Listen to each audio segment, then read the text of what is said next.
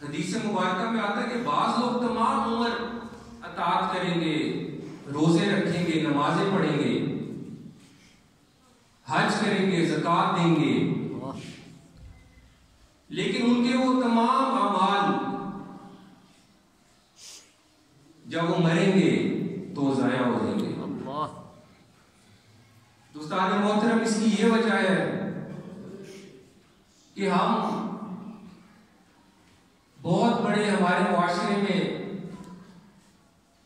حاجی صاحب، بہت بڑے علماء یا بہت بڑے منصب پر فائز لوگ جب تقسیم وراثت کی باری آتی ہے تو ہم ان احکام کی نافرمانی کرتے ہیں اور دنیا اور آخرت میں جو اعمال کیے ہوتے ہیں وہ ضائع کر دیتے ہیں۔ یہ بہت ہی بدقسمتی کی بات ہے۔ حدیث مبارکہ میں آتا ہے کہ من قاطع میراثا فارض اللہ قاطع اللہ میراثہ من الجنہ، یعنی کہ جس نے کسی وارث کو محروم کر دیا اپنی وراثت سے، اللہ تبارک و تعالی جنت میں اس کا حصے سے اس کو محروم کر دے گا۔ تو دوستان محترم،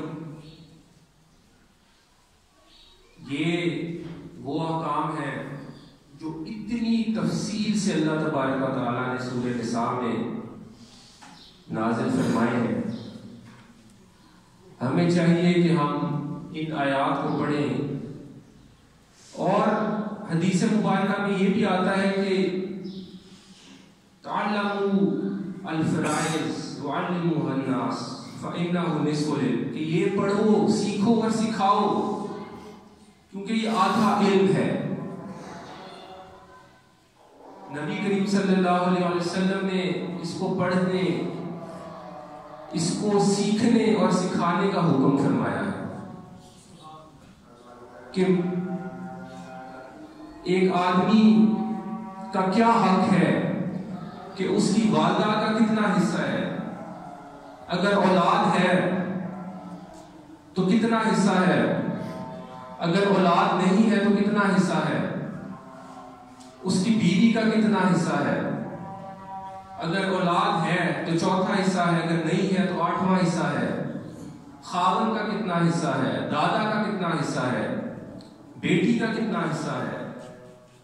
یہ تمام اصحاب الفروض، یہ تمام جو حصے اللہ تبارک و تعالیٰ نے قرآن مجید فرقان حمید میں نازل کیے، بتائے، نبی کریم صلی اللہ علیہ وسلم کی حدیث مبارکہ سے پتہ چلتا ہے۔